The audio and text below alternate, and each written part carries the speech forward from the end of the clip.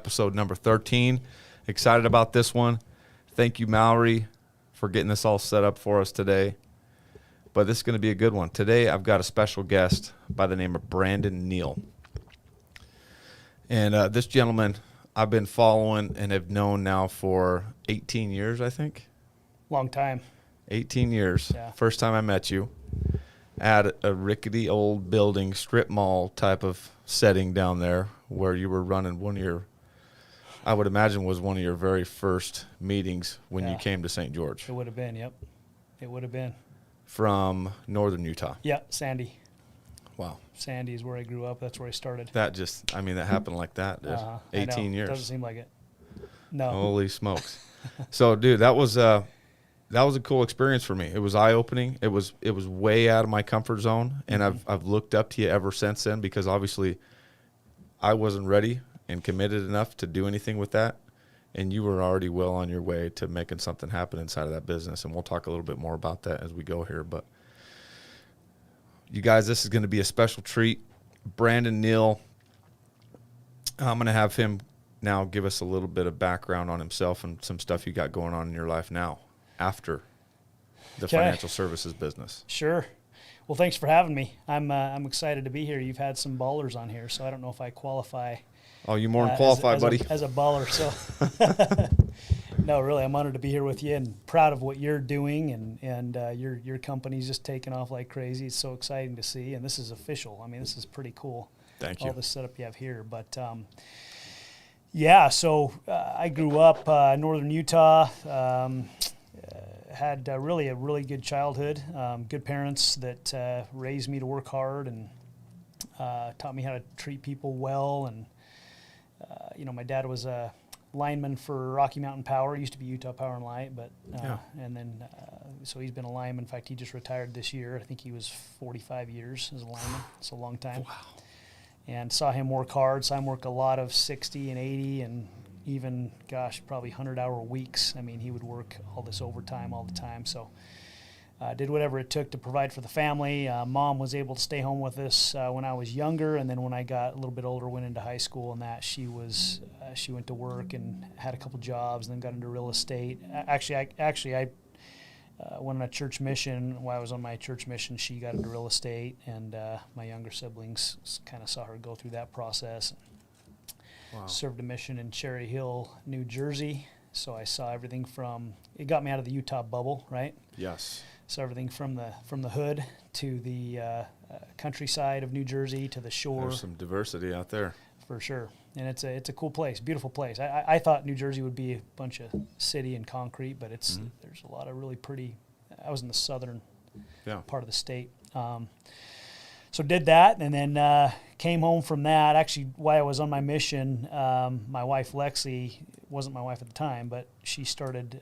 What happened was it was Christmas time when I was on my mission, and I sent a letter home to like all these families that were in our neighborhood, and just said, "Hey, if you want to send a starving missionary some packages for Christmas, they're always welcome." And then that's like the GoFundMe from the early 2000s. And it worked really good because a lot of people responded and sent some good stuff, and she was one of them. And so she sent a package with some cookies and a few things, and we just started writing back and forth. And we grew up in the same neighborhood, so we've known each other for really a long time. I mean, our whole life pretty much. But she was 3.5 years younger, so I never really hung out with her before my mission. She was good friends with my younger sister.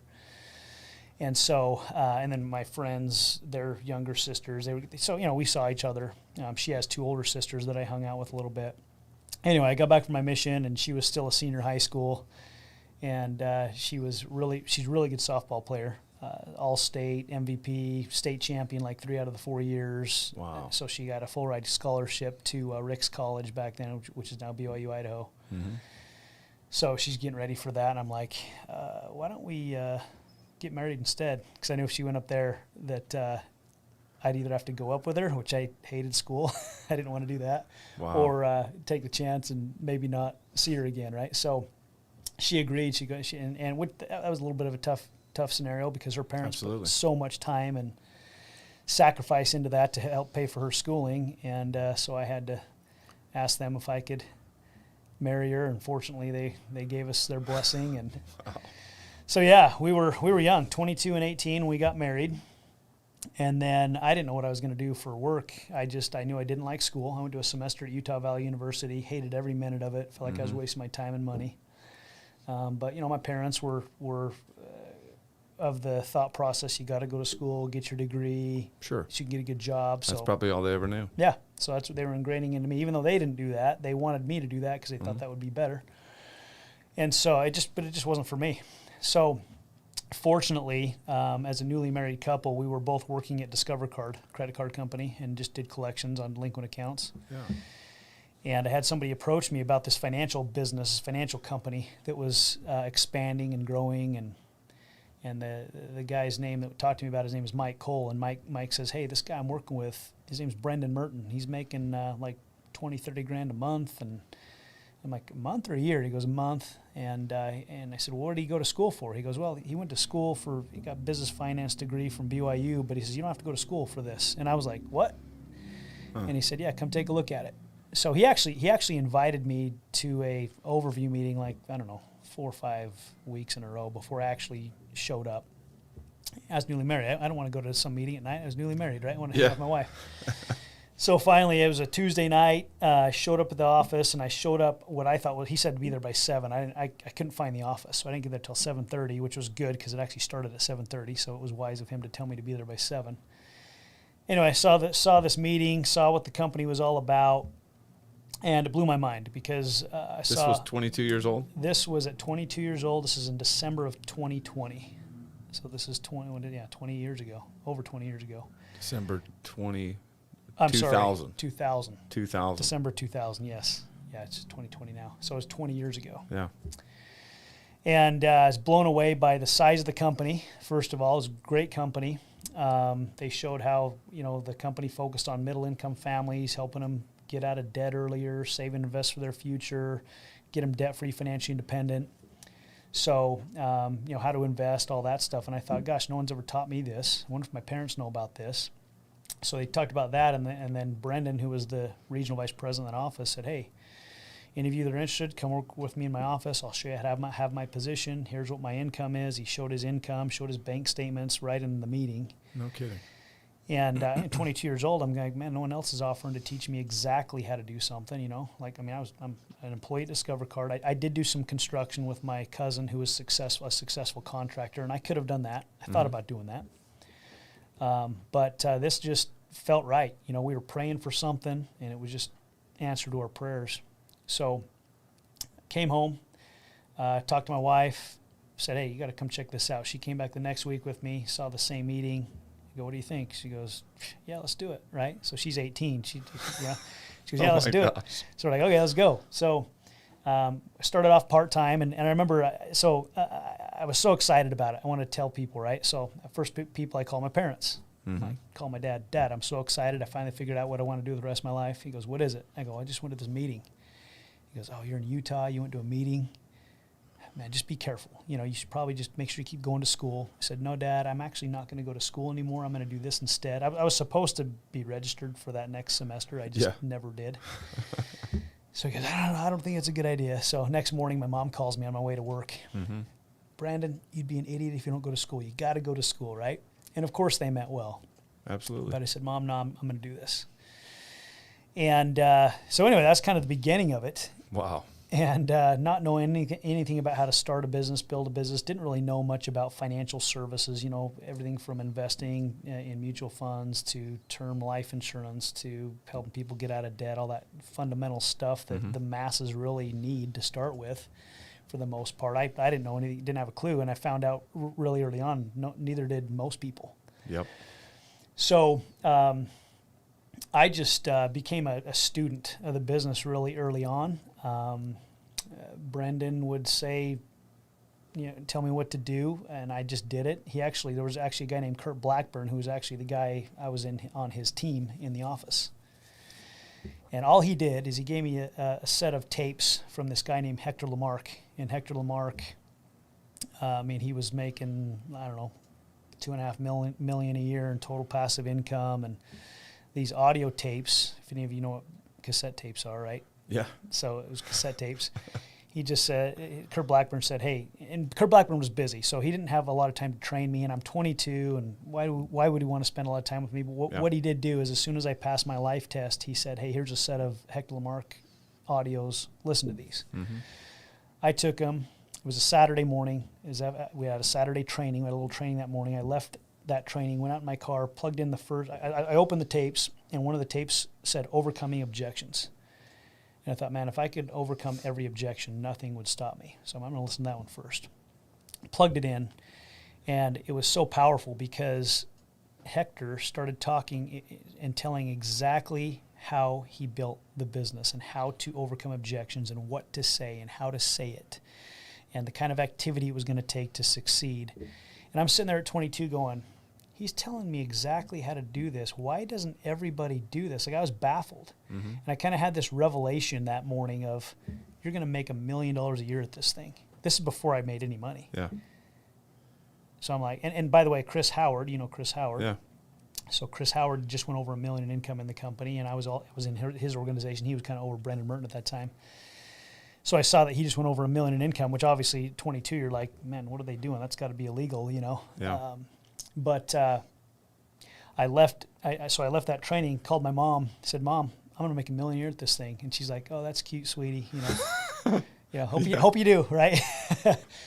But really, I mean, so what ended up happening is that first year we got in and we went all in. I didn't quit my job right away. Did it part-time, worked a couple nights a week, made sure I was on appointments every night, giving presentations to families in their home, to couples in their home. First year, even though I wasn't very good yet, made an extra $20,000 learning. Second year, figured, man, if I quit my job, I could probably make 40 or 50. Mm-hmm. Made 104 my second year. Wow. So I was 24 years old, 104. And that's about when I came here to St. George. Yeah. And you probably came to the meeting right in that era right there. And then every year just kept growing. Made 183 the next year, 280 the next, 330, then 660, then $1 million. So our seventh year, we were cash flowing $1 million of this company. I'm 29, my wife's 26. And our organization was doing really well, had a lot of great leaders that were joining us in business. They were just caught up in that momentum. And so it really was awesome. I mean, that was back in 2008, wow. And really since then, we just continued to really benefit from that passive income that we built. And then just recently this year, I actually sold that business to another leader in the company. And so that was kind of a big change. Wow. Are you allowed to talk about how much you're able to sell it for? Nah, several million. It's all non-confidential stuff. We have to keep someone, but it was good. Yeah, it was a good amount. You made out pretty good. There's a lot of money there. So it was a good. It's going to continue to pay him and benefit him big time, obviously, for him to pay that amount of money for that. Yes, and he could see that, and it was one of those things where, although I loved being in the leadership role there, I loved working with the people. I memean, our people just are the best in the world. They were just, I call them our people, but our partners, right? All of the people in our organization, great leaders.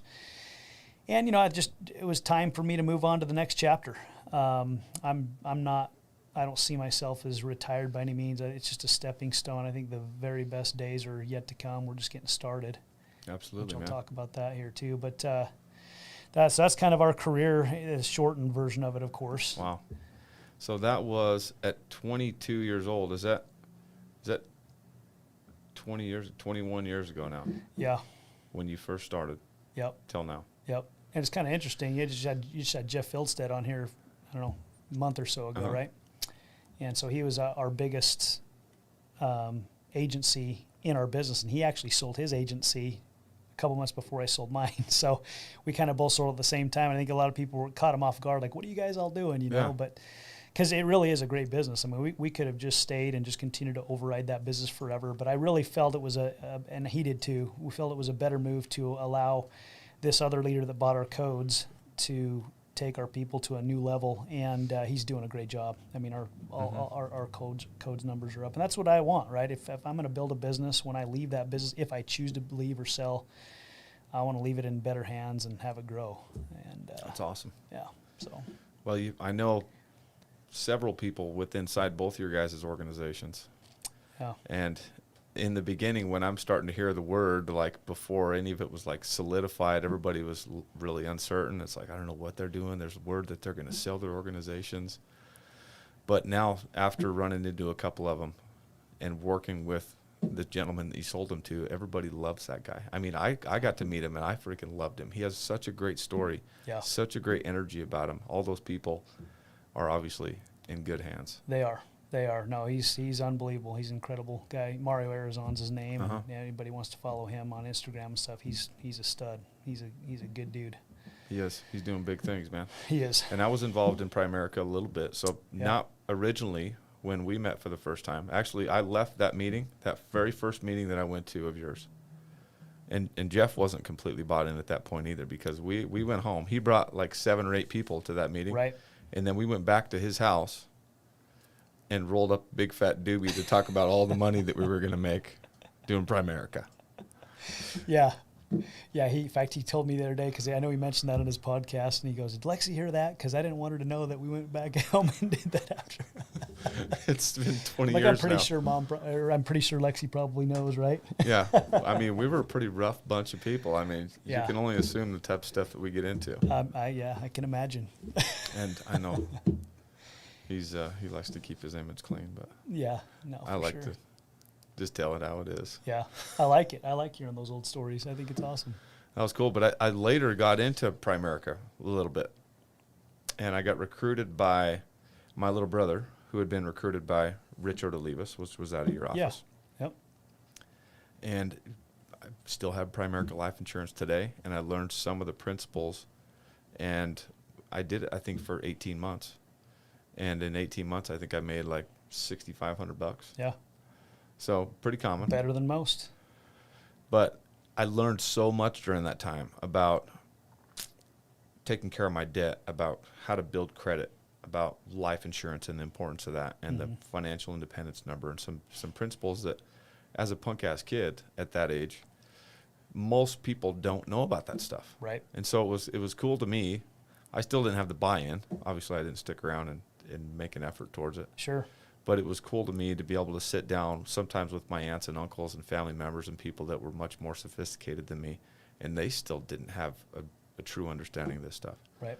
So it's a phenomenal business model and teaching great things.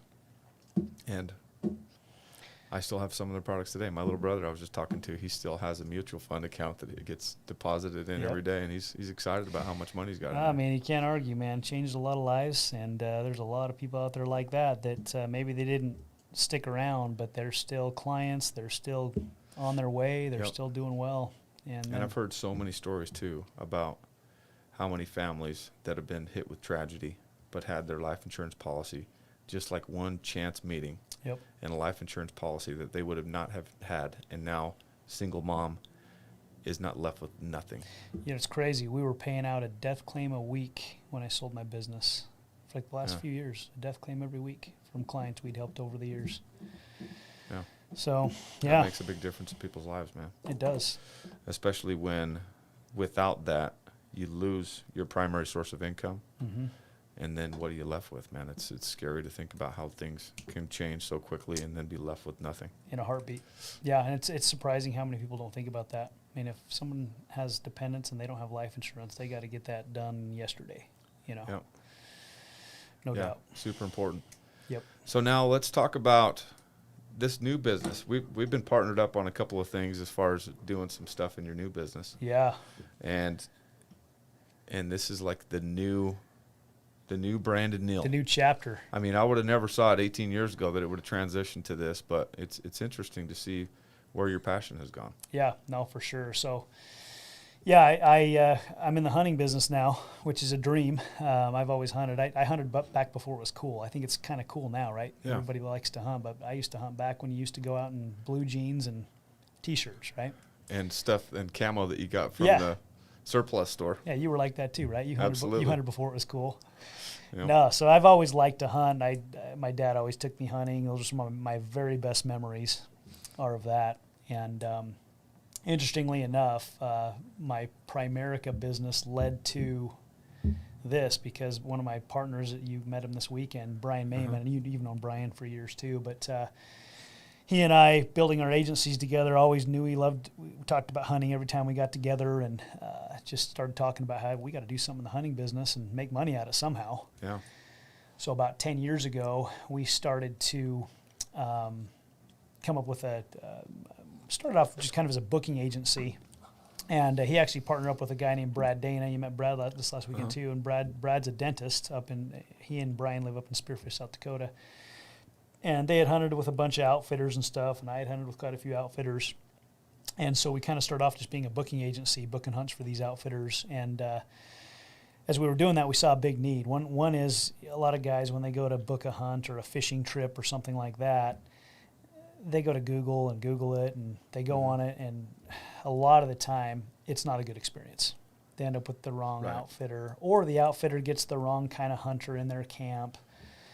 So we thought, God, we've been doing financial plans for all these years. Why don't we start doing hunt plans and adventure plans where we go in, what do you want to hunt? What weapon do you want to use? What's your physical conditions like? What kind of food preferences do you have? Do you want to look for draw-only units, private land, landowner tags? What do you want? They plug it all in. We have a software. We spent all this money on it, right? And it's unbelievable how it's turned out. They plug all that in, and then we've got about, 4,500 to 5,000 hunts right now. They're all vetted. And then because you guys send somebody in to go vet these and make sure that it's an organization that you want to represent. Correct. We've either personally vetted them, or our trusted advisors that work with us have vetted them. And we have quite a qualification process. I mean, we don't just let anybody on. You got to go through, you got to give us references. We want to know everything about your camp before we have you on our menu, because if we book you in one of the camps, and you've been on a couple of them, right? We want to make sure you have a good experience. I mean, it's still hunting, so weather can get you, as you saw in one of your hunts. Got me this last year. But the animals are there, right? The outfitter's a good outfitter, whatever. So so that hunt plan has an algorithm, and it'll match the very best hunts to whatever their hunt plan is. Wow. So then they can go in and specify which one they want to do, and we can get the perfect hunt for them, and they know when they're spending their money, it's well spent. Like I said, we're getting into fishing. We'll eventually get into everything adventure-driven. But is there anybody else in that space that's doing something similar? Nothing like we're doing. I mean, we're doing so much more. We do an application service. We do like unlimited states, unlimited species for like $150 a year. It's a no-brainer. And so we had 2 people draw Wyoming sheep tags this year, which for those that don't hunt don't know what that means, but that's one of them drew with 2 points. And it's just because we're applying for more tags, so you get the more you apply for, the luckier you get, right? Absolutely. And that's one of our strategies, is helping you apply for more areas, more units, and knowing what units you could draw with the amount of points you have. So it's a whole strategy. We want to be their authority. So I say hunt more better here, like on my shirt. We build better hunters, and that's our goal. It is. And it's for me, it's been a great experience with both the hunts that I've been on with you guys. Good. Great fits. And last year I got second day of the hunt of a 5-day hunt. We got 2 feet of snow. So we didn't have much to work with. And the guides were all from Tennessee. It's like these guys never seen snow in their life. So it was. So the outfitter was there, but the guides he had were from Tennessee. Yeah. Yep. So sometimes weather gets you. There's not a lot you can do about that. No, but we saw the animals, man. They were way back up in there that you were places you could normally get in a pickup truck, but not when there's 2 feet of snow on the ground. Well, we knew we had you. We knew you could get there if you needed to huff through the snow. Oh man, my legs were beat. I was trying to huff it through, digging post holes with my feet through 2 feet of snow. Yeah, it's tough. I still gave it a good go, man. Yeah, no, sometimes, it's hunting, right? Yeah. Sometimes the most challenging hunts end up being the best hunts. I had a lot of fun. That was definitely one of the most memorable hunts, getting out there and putting 15 miles in, digging post holes in the snow. That's good. Trying to get after some elk. That's good. Yeah, it's the kind that you remember. So that's kind of my goal right now, is big bull elk right now with a bow. So I might be buying a hunt this year if I don't draw something. Yeah, I just got my draw results for Utah. Did you? I did. Unsuccessful. Again. On everything? Everything. I have a lifetime license in Utah, so luckily I dude. get my general for sure, so I got that. But how'd you get the lifetime? Back when I was in middle school, my dad, they offered 500 in the whole state. Wow. And he bought him and I one, and then had me pay him back. It was $500. Dude, $500 was a lot of money back then. So yeah, thank goodness. My brother, he could have bought one for my brother, and he didn't. My brother was a lot younger. Wow. And he should have, but he didn't. You know, I don't think he thought about it because my brother's so young. Cool.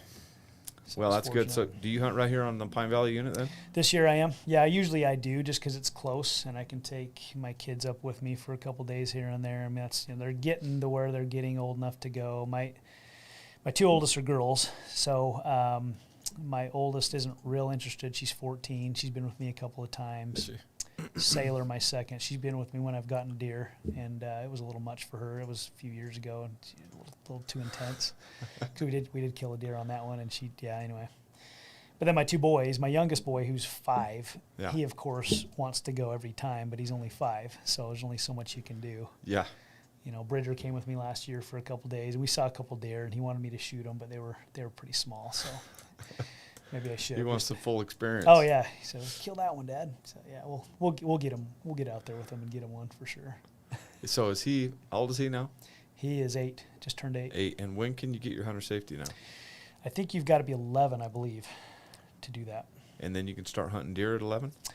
You can't start hunting deer in Utah until you're 13, but some states you can hunt them as early as like 7 or 8, I think. I think like Texas it's like 7 or 8, 6, 7, So you 8. could get him out on some hunts. Yeah.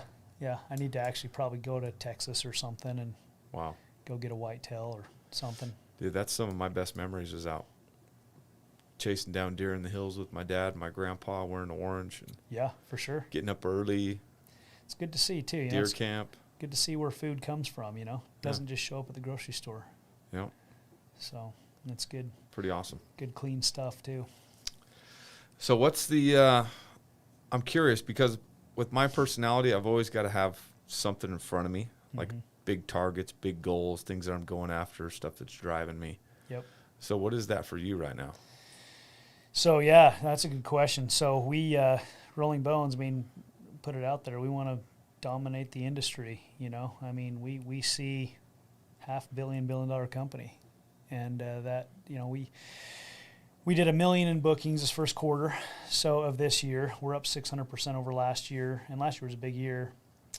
So we're still small potatoes in comparison to getting to be $100 million or $500 million or $1 billion. Yeah. But that's our goal. I mean, we didn't do what we did in financial services to come here and do something small. This last 10 years, there's been a lot of days we're going, what are we doing? Is this going to be worth it? Because there's a lot of moving parts.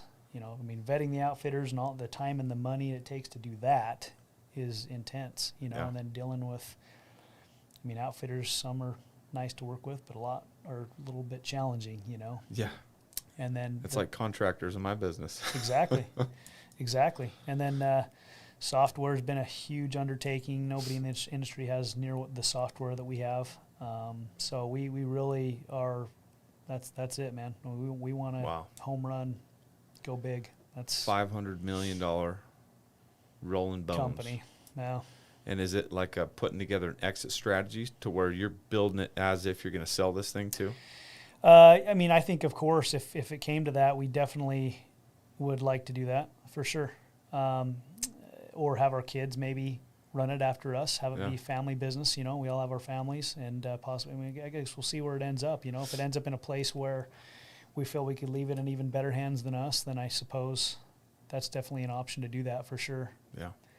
I'm big on passive residual income so I can have freedom. We're not there yet, but that's definitely, I would say, in the next 5 years. What is that number for you guys? For my family? Yeah. Oh, man, to really... I mean, to travel like I'd like to travel with my family. I'm actually not a big traveler, but to be able to really go and have, no worries at all. I mean, I've made $1 million a year plus, so I mean, I would say that's a good life. You can do a lot on that. 50. But 80, if it's 50, completely 60, passive, $1 million would be the ideal for you. $80,000 a month, you could, yeah. I mean, there's a lot of. I mean, see what my kids want to do. I hope they want to hunt like I want to hunt, but if they do, there's a lot of stuff you could do there. A lot of Asian hunts I'd like to do, Marco Polo and Argali and all those kind of hunts and conservation. That's big for me too. Conservation. I mean, there's so many. There's a need for hunting to increase the population of our wildlife. I think sometimes people don't understand that, right? They think if you're a hunter, you want to kill everything off. That's the opposite of that.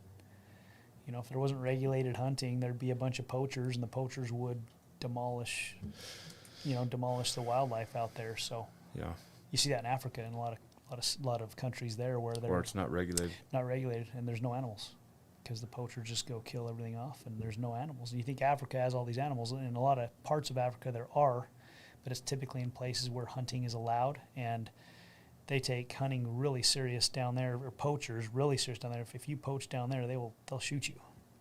Like, it's not like a ticket; they'll shoot you. So you don't want to poach in Africa. You don't want to poach anywhere, but Africa, it's extreme.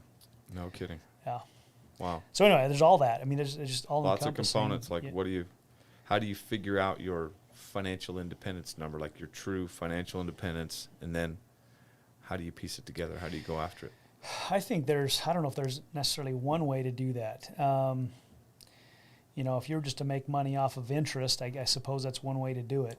I mean, if you were to take, if you can get a 5%, maybe in real estate, 5% cash flow off your real estate investments, that'd be maybe one way to do it. Mm-hmm. My thoughts are do some of that, maybe do some, build a business that can cash flow you really well. Like the business I had before, would cash flow me. I knew even on a bad month what that number would be. Mm-hmm. And so I could be financially independent off that number. So I think, I think real estate's a good way to do it. I don't know. I mean, yeah. I think. And you're starting to dabble a little bit in real estate, into buying into franchises. There's so many different ways you can do it. Yeah, no, for sure. And I wish I would have done a lot more of that earlier on. I did buy some properties, but I just bought them and sold them. I wish I would have bought some and rented them, and been watching a lot of your stuff, your podcast with the guys you've had on here with Dave Allred and those guys, and that stuff's pretty cool, It is, man. There's a lot of time that goes into it. So for me, I've spent enough time studying it that I can at least make some educated decisions. But for the most part, because I'm so involved in my business right now, and for me to think that I can go and shop real estate and be involved at a high level like that is just not feasible right now. Yep. So the reason I get involved with guys like Jason Harris, Dave Allred, because they do have the time. That's what they love. That's what they do all day. They eat, sleep, and breathe real estate. And then you put together a fund with these guys that they're going to treat this thing like their baby. Yeah. And then you can put some money in with them and know that it's going to a good place and have a place that you can get a better return. And they're invested too. So. And they're invested with their own personal money. Yeah. So it instills confidence in you. Then I got my money sitting in a good place. It's going to earn a good interest rate. I've got participating in all the upside with them. Plus I got the cash flow. Plus I got the tax benefits that come with it. Yep. And I continue to work on my active source of income without it having to take too much of my energy and my attention, because I got ADD as bad as it comes. Sure. And I've got ideas all the time about things that I could take my energy and focus it in this direction. But luckily, over time, I've been able to tame it a little bit so I can stay focused on the task at hand, which what is my wise. goals are. Yeah, very wise. Yep, and some people struggle with that. Yeah. So they're doing all these different things, and they got a bunch of side gigs, so not any of them get enough attention to ever really take off. Right. No, I'm seeing that with you right now, how laser focused you are. We went on that javelina hunt, and you're just laser focused on building this company, and that's good. I agree 100%. I mean, that's what I did in Primerica, just 100% Primerica. That's it. And maybe I missed out on some opportunities here and there, but overall, I was a lot better off because I just focused on building that, So what do you attribute that to? Like, I know you grew up, you had some strong work ethic, but how did you stay so focused for so long to be able to build that type of organization, which is not very common to build it to that level? Like, not very many people have ever built it to that level. No, that's true. So one of my main mentors, Hector Lamarck, he would, every time I'd talk to him, he would just drill it into my head. Brandon, stay focused. I remember when I went over 50 grand in income, back in 2001. Yeah. And you're just a punk ass kid. Yeah. And we're at a big event, right, with a bunch of people in the room. And they give you a watch once you make $50,000 in income for the year. So I got the watch, and Hector goes, Brandon, I'm so proud of you. He said, let me show you my track record and what I did to do it. And he shows it all right and shows his net worth and what he's been able to do. And he goes, and he talked about just specifically how focused he was. And I remember him looking at me in the eye. He goes, Brandon Neal, that's called focus. And that moment, I don't know, that always resonated with me. And so I just decided I was going to be the most focused guy in the entire company. And no one was going to focus more than me. It's just a decision. Yeah, I don't know. I mean, I pretty much think I was for those first several years. I was the most focused person. That's all I did. My family would, what are you doing? Just build my business.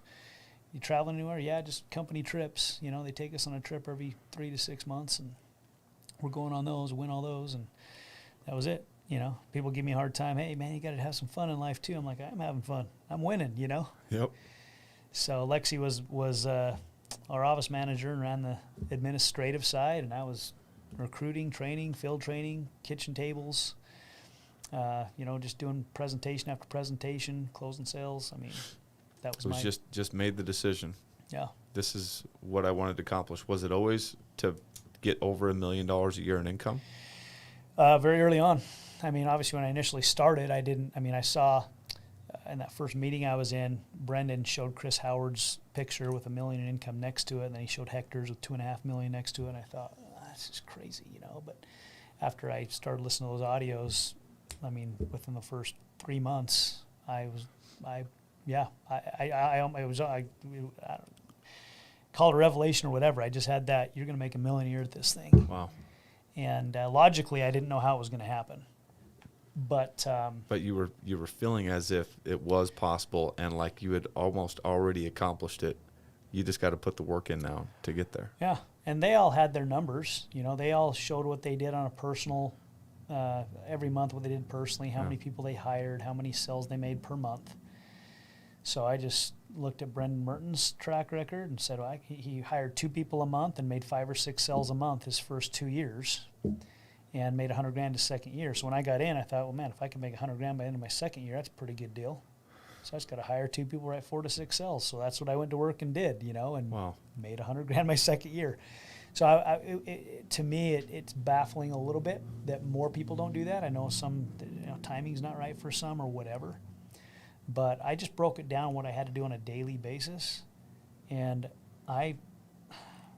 just took action. I've always had that discipline, I think. I mean, even when I was on my mission, my companions and even my mission president would say, Neil, you're a machine, You're like a machine. And it's just because I would get up an extra half hour early. I worked out every day on my mission, and I just, whether I felt like it or not, I just did it. I just said, in my brain, I just tell myself, whether you feel like it or not, just do it.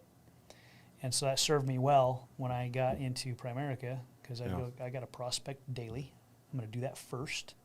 I'm going to set my appointments. I'm going to do that next. So I'm never going to let a day go by where I don't prospect and set appointments.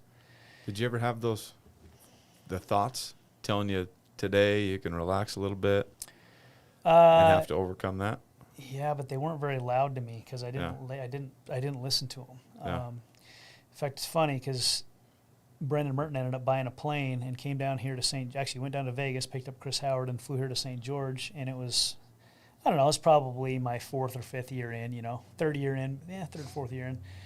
So they landed in St. George. Hey, come flying with us. I go, yeah, I got to go do my prospecting first, right? And like, hey, you can let it go for one day. These are my leaders, right? Yeah. You can let it go for one day. I'm like, nah, I can't. Like, I would not go on the plane until I went, and that's how focused I was, because I don't know. I don't know why. I mean, I guess, I don't know. I wanted to win. Yep. I wanted to win so bad. That's amazing, dude. So that's what it was. I don't know. That's the reason I asked that is because I'm preparing for this physique show right now. Yeah. And it's a huge commitment. I mean, I'm trying to run a business. You worked out 4 hours this morning. And I was at the gym for 3 hours and 45 minutes today. Yeah, it's crazy. And those last, I did an hour on the bike, and my ass starts going numb. And I'm doing kind of like a high intensity interval type of stuff, where 20 seconds, like hard as I possibly can on the assault bike, and then 5-minute break. And then I go for an hour till my butt is so numb and so sore that I got to get up and I got to transition to the treadmill. And I got all these thoughts going through my head like, listen, nobody is even paying attention, buddy. Fucking go home right now. Yeah, right. Nobody's going to know. You didn't you 2 hours. You're Right. the only one counting. Like every day I got this going through my head. Yeah. But it gets quieter and quieter the more committed you are, and the more that you have a higher integrity level with yourself. You made a commitment, you made a promise, and you're going to keep it. Doesn't matter who's talking. Doesn't matter who's paying attention. Yep. So And I'm it helps coming when down. you start getting the results too, because you're getting the results now. You're Yeah. seeing that, right? Oh yeah, absolutely. I mean, it's crazy what the body is capable of doing, and the transition that you can make in such a short period of time when you're putting in work and you're consistent with your diet and your exercise, your mentality, your focus. It's 2 hours of cardio 6 Yeah. days a week. It's no joke. It's a big commitment, even if you don't have anything going on. For sure. And I got to get to the gym at 5 o'clock just so I can get done in time to get the rest of my day accomplished. And somehow you got to fit a little bit of sleep in there. Yeah, which has been it's been a challenge, Yeah, for sure. because then I'm stretching it all the way out until 10:30, 11 o'clock at night, until I'm pushing like, okay, as long as I can get 4 hours of sleep, I'm gonna be solid. And I'm usually pretty good. There's some days where it catches up to me and Got to my crash eyes a little are bit. a little heavy. Yep. But it's a period of time. I mean, for a period of time, you were so focused, so driven, Right. and you had the tasks in front of you, and you would not finish your day without doing those tasks. Exactly. And that's kind of where I'm at right now. Is it's a season of growth for me, Yep. where I've been able to do a lot in a short period of time, and I'm not going to be going at this pace forever. But I'm going to accomplish a lot in these next couple of years because of how driven I am and how bad I want to freaking win. And it's going to raise your belief level beyond what it already is, right? I mean, I already see your belief level is growing exponentially. Yeah, That's going to keep growing. it does, man. And there's always that other level too, right? So, you know, we achieve certain milestones and you'll get there and maybe you'll kind of ease up a little bit for a little bit and then you'll find the next one, you know, and I remember I did a couple Ironman competitions back in like 2011, 2012, right in Yeah. there. And back when I did the first one, well, actually before that, I used to think, who would ever do a flipping Ironman? That's insane, right? Yeah. And then I ended up doing a couple. And then now today, we got this James Lawrence guy doing 100 Ironman distance triathlons in 100 days right now. He's in the In middle of it. 100 days, yeah. What is he on, day 73 right Something now? like that. 73 in a row right now. So an Ironman is not even a big deal, right? So there's always another level. You know, I used to think a marathon was a long way. Well, now people are running 100-mile ultras and 200-mile ultras and 250-mile ultras. It's Yeah. just like, 10 times as big. yeah, Or 100 times as big. 100 Ironmans in 100 days. Yeah. I mean, the things that we're capable of, you never know what your capabilities are until you're pushing it to the limit. Have you read Can't Hurt Me? yeah, very good. Goggins, Very, very good. awesome book. It was a great read, and then I listened to it, and it's kind of like the narrator is really good, but then they break for a minute at certain points during the book where David does a little podcast session, Cool. and they talk about it, and they get his perspective on what that story was about, and bringing back memories and things like that. And some of the things that he talks about with his 40% rule, like when your mind is starting to tell you that's it, that's enough, that's all I can take, You're only you're 40% you're only at 60%. Yeah, Yeah. and you got another 40% in the to tank. go, yeah. You can push yourself so far, but your mind is so powerful, telling you all the time that that's it, you're spent, it's done, you can't go any further. And it takes conditioning and discipline and time and lots of consistency to be able to callous your mind to those types of thoughts and to be able to keep pushing past your limits. No doubt. Because that's what separates the great from just the good, For sure. is the people that have the higher level of capacity in their minds Yeah. to keep pushing further. Agree. Yeah, I agree. Yeah, no doubt. Same thing with business too, right? I mean, It is.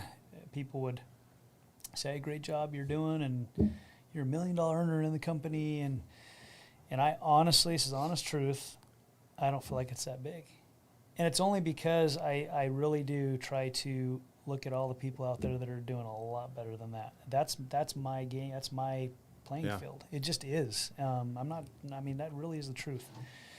And maybe I should be a little more satisfied with my results, but there's something inside of me that just says, no, there's a lot more to do out there, I mean, it's easy to get a little complacent when you're comparing your $1 million a year income to the average and ordinary people. Where I came from. Yeah, for sure. And we live a great life and nice home and drive good cars but there's a lot more to life out there, not just money, but just experiences, and you know what, making a difference too. And that's something I would say too, is I learned the last 7-8 years, as I haven't been on it like I was the first part of my Primerica career, is I wasn't as fulfilled as I was when I was really on my game.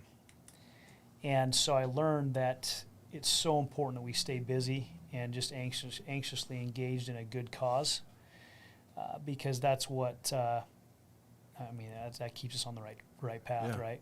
We start getting too idle, and we start getting ourselves into trouble and doing stupid things, making dumb decisions, and that's why I asked you about, like, what's the next target. And there's different targets in your life. There's business targets, there's family, there's spiritual, there's your the giving back, right? Which is something that I haven't been terribly focused on, but it's on the radar now, because there's so many people that I'm around that are successful that's something that they talk about regularly, and it's a component of all of these successful people's lives that I'm missing. That I want to start implementing. Well, and I think what you're doing is the platform you're building right now with all of this you're doing is it is a platform to grow your influence. And I see Rolling Bones Rolling Bones isn't it's not my life. Primerica wasn't my life. It's a vehicle to grow that influence to lead to being able to impact the world in a bigger way, right? Whether that mean service, charities, family, children, our kids, whatever. Service missions, whatever you end up wanting to do. So Absolutely. I think it's all part of it. It does, and each one of these things that you accomplish, you get a higher level of confidence in yourself to be able to accomplish a little bit more, to know that what's possible and what you're capable of. For sure. And it's cool to look back over the last 12 years for me, from the first time that I saw did you ever see the book or the movie? It was called The Secret. Yep. So there was a book, and then they made this movie, and I saw it, I think it was in 2008 or 2009. Yeah. It was like 12 years ago. And it was very intriguing to me. And one of the first things I did after I got done watching that was I went and took a $1 bill, and I wrote a couple extra zeros on there. And I wrote $100,000, and I taped it directly above my bed. And then within 2 years, I had made a 6-figure income. Powerful. And before that was like my goal long term, like 30s, 40s. I want to be able to make a 6-figure income. I mean, I didn't know very many people that were making that, and it seemed like they had a pretty good life. So that was my target. That was my exposure. Yep. So that was my first big target. And it didn't take me very long to do that. And all this sequence of events for that to happen, and the synchronicity and the stuff that just got put in front of me because I had some small goals, and I was taking action towards them. And the more that you see those things happen, the more you realize how much control you actually have over how this thing turns out. Tell me if you think this is true. This is what I always think and say to people, is that success doesn't take as much as most people think it's going to take to be successful, but it takes more than most will ever do. That's 100% true. Would you agree with that? Absolutely. So like you tape that dollar bill, now $100 bill, $100,000 bill above your bed, You don't even know how it's going to happen at that point exactly, right? Logically, it doesn't. But you see it, you start visualizing it, and your daily actions start matching that focus. You get emotional about it, And anyway, so yeah, I look back at to make $1 million a year in Primerica. Day one looks like a huge task, but it's just a daily task. I mean, really, for the first 4 to 5 years, I was really after it, and then the next couple of years after that momentum took it just there. Kept carrying you, yeah. So yeah, I mean, I don't think it takes. It's like even getting fit and in shape for most people doesn't take that much. Take some discipline, take some focus, get your diet right first. Right, I mean that's 80% of it. Yep. And then just start working out. If all you can do is walk. If all you can do is stretch. But start. Yep. Start creating the discipline, the consistency. Yep. You can apply it to anything in life. Yep. Working out, eating right, starting a business. And you had mentioned something about in the beginning, 10 years now, you guys have been coming up with the concepts and starting the Rolling Bones journey. And in those first couple of years, it was like that first couple of baby steps that you were taking towards this huge goal that you had. And it's like in the beginning, you had a lot of doubts. You got a lot of is this even worth it? No one knows who you are. We went down to the SHOT Show in, when was it? 2014, I think it was. Our first year we went down to that to, try to get some vendors. And people just laughed at us. Like no one took us serious. We told them our model. We're not going to have brick and mortar stores. We're going to do everything, because that's where everything was headed. We could see it. But back then, you don't have a brick and mortar store? Nah. Don't stand a chance. We're like, hey, look, just drop ship it. Saves you money. Saves us money. Direct to consumer. Anyway, they just laughed at us. Now, COVID hits last year, and they're calling us, hey, would you mind selling our stuff? Because our stores are shut down because people can't go into stores. So the world's changing. But yeah, you're right. I mean, in the beginning, we're going, it was discouraging. And I think, there's a lot of people that are in those stages right now. Like people want to start a business or they have a business and they're in those beginning stages, and it's kind of hard to see past your own nose sometimes in the beginning because it's such a huge task list to get to that end goal, or as far out in the distance as you can see. Yeah. So what advice do you have for new business owners that may be in that position to keep pushing past those hurdles? So, I think best way to articulate this. So again, I was 22 when I started in financial services. How many adults want to listen to a 22-year-old about money, right? Yeah. So what I would do, and I would do this in any business, is I would find experts in that industry to first of all copy and learn from. Find out ways you can maybe provide them some service, take them to lunch, and get to know them, build a relationship with them, try to bring them some value some way, so you can start to learn from them. And then understand that in the beginning you might, I don't want to say might be laughed at, but I was 22 years old, so there were some houses they just didn't take me serious. So what I did is I just called the elephant out in the room. So if I was new in a business, I'd say, look, I'm newer at this business, but this business has been around for X amount of years, and we are experts at this. And so I would just say, look, I know I'm only 22, 23 years old, but the guys that I'm working with right now have been in the industry for decades. Yeah, you kind of leaned on some elders. I'm connected to them. So any questions that you have that I may not be able to answer, I promise you I will give you the best service and get those questions answered for you and more, and I'll prove it to you. So you don't need to do business with me until I prove it to you. Is that fair? So I would just, that's how I started a lot of my presentations early on.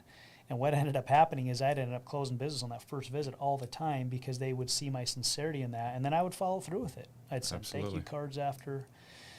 So I think over communicating, I see with what you're doing right now, and I don't know if this just, I don't know where this comes. I'm sure it's just from years of you working on yourself, but I see a tremendous amount of confidence in you, and from my perspective anyway, and you probably have your doubts just like I have my doubts, but I don't see, it doesn't look like you have any doubts. You're very sure of where you're going.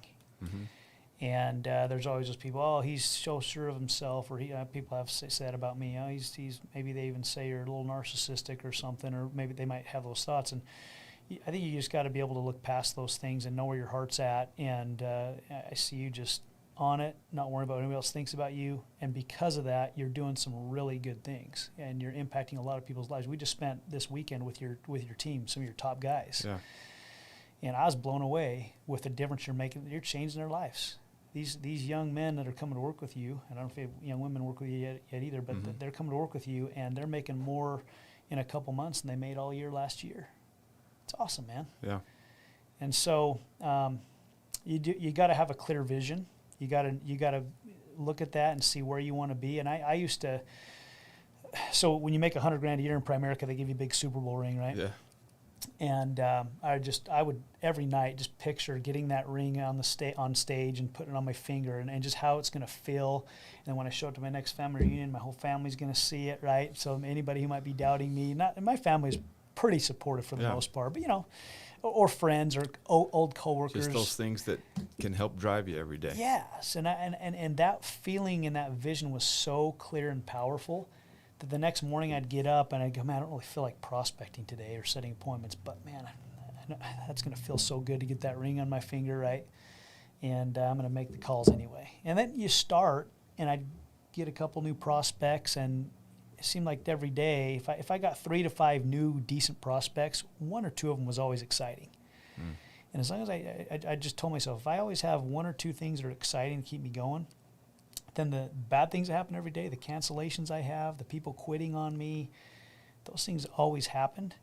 But I always had, I'd get my list out and go, oh yeah, I remember this guy, I remember this lady I met, remember this guy I met. And I thought, man, what if they become one of my top agency builders? What if they become one of my top teammates? And same thing in Rolling Bones right now is we're hiring advisors. We're doing the same thing, I mean, some come in and they go, I think I'll just do it part-time, no problem.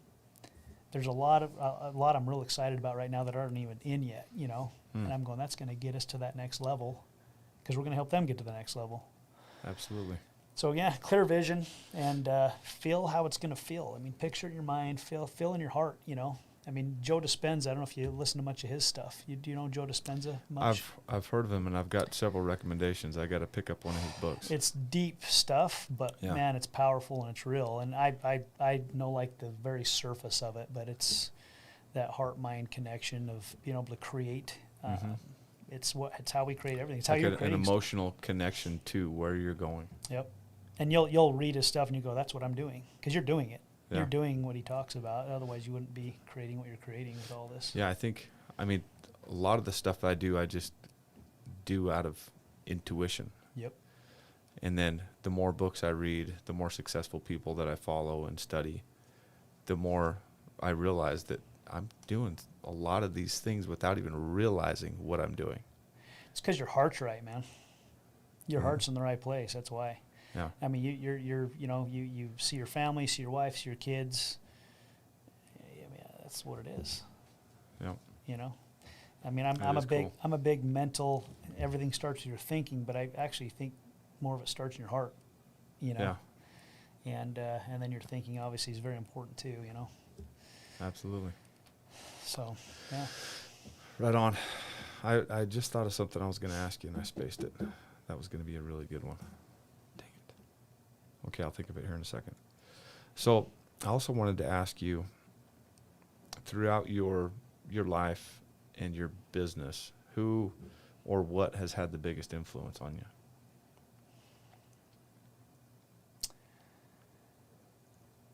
I come from a very strong heritage of just good people. My family, Lexi's family, generations back have accomplished big things, made big things happen in the world. Everything from governors of Utah to leaders in our church to just successful people in business. Wow. So I've been very blessed with that. And then on my mission president was a very successful business guy. I learned a lot from him. He was very influential on me. And then, so I mean, I would say first my parents and family are number one, but yeah, beyond that, I mean, Hector Mark was a big influence on me in Primerica, and Brendan Merton and my leaders there, and even Chris Howard. And then even Jeff Ilstead, you know, and some of our leaders like Jill and Steve Moore that are still in Primerica as well. Some of those leaders are influential, have been influential. So learning from them, you know. So I don't know that I could pick one, but people. Just and I'm leaving a lot of people out because yeah, there are a ton of people that have made an impact and continue to make an impact. And it's like this stuff, right? I know someone's watching this today. They're going to get something from what you said, something from what I said, and it's going to help somebody. Yeah. Somebody's always watching, and I'm as guilty as this as anybody, where I've withdrawn. No one wants to hear from me. I feel like I'm bragging. And I think more recently I've just realized, you know what? I can help somebody. I've done a few things. I've overcome some things. You've overcome some things. We should be sharing. People need the inspiration, right? And we should be happy and proud to share it. It is so true, man. Yeah. That there's always going to be a time when, if you're at the right place at the right time and there's the right message, if you're open to it, it could completely change the trajectory of your life. And for me, one of those moments was when I was first getting familiar and reading Grant Cardone's material. Yeah.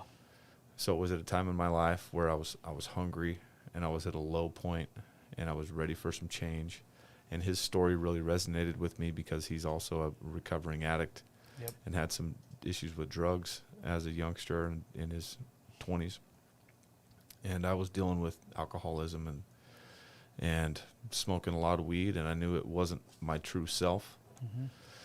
And there was just like this very short window when I was ready for that message, and I was at a point in my life where I was ready to make a change. And it completely changed the entire trajectory of the rest of my life. Yeah. So that's one of the main reasons. I had somebody ask me yesterday why I put this podcast together. And that's why. Yeah. Because you never know. It could be this. Sure. And even if it's only one person ever that gets a change like I was able to get. Yeah.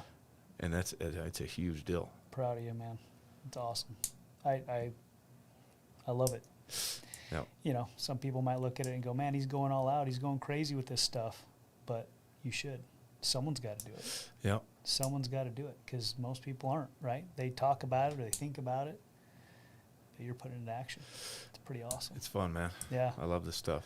And So it's cool. just barely scratching the surface. I've only been going hard for a couple of years. No question. There's a lot more left in the tank. Well, you got such a great story too, you know. I mean, we all have stories. We all do, and we all have our, you know, things we've had to overcome, and nobody gets out of this life without challenges, but you've got a great one, man. You know, like I say, man, I'm just seeing all those young men with you Saturday. Yeah. That's it is fun. This is cool. I take a lot of it for granted sometimes just because I'm right in the middle of it. Yeah. But then I get a lot of feedback from people telling me that they're proud of me, and I watch them from the outside. And it helps getting that outside perspective because for me, it's like I don't feel like I'm doing enough still. Yeah. But whatever I'm doing it's working. For sure. And I'm just barely starting to figure out what I'm capable of. And we all got to remember too, I mean, we're all valuable and we all matter.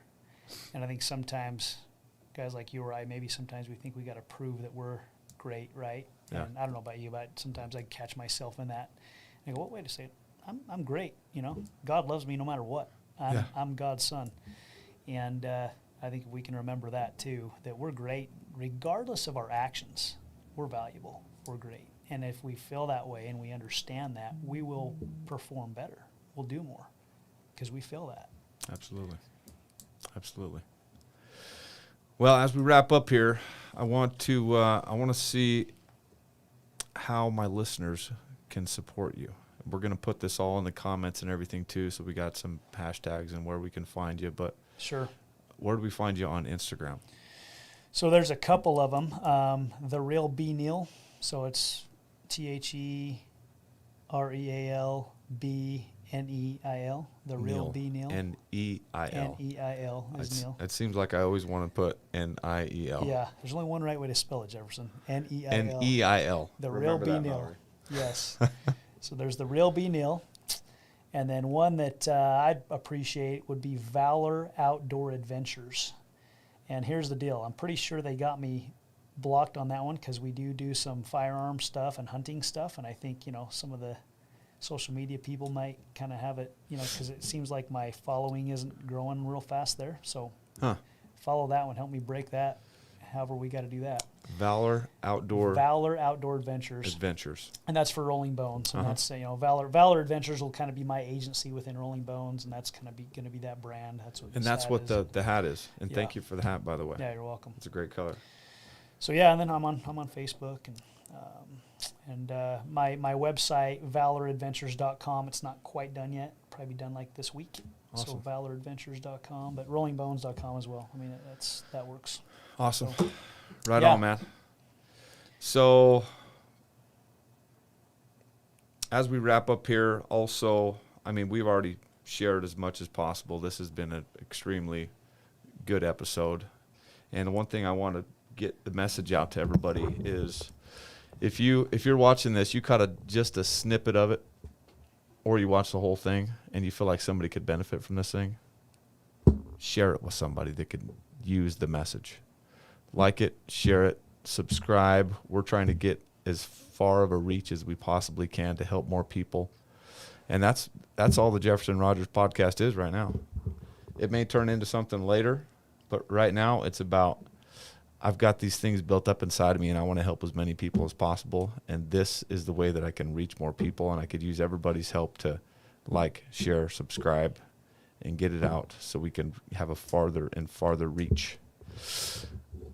And you can find us on Apple Podcasts, Spotify, pretty much any podcast platform you can think of, as well as YouTube.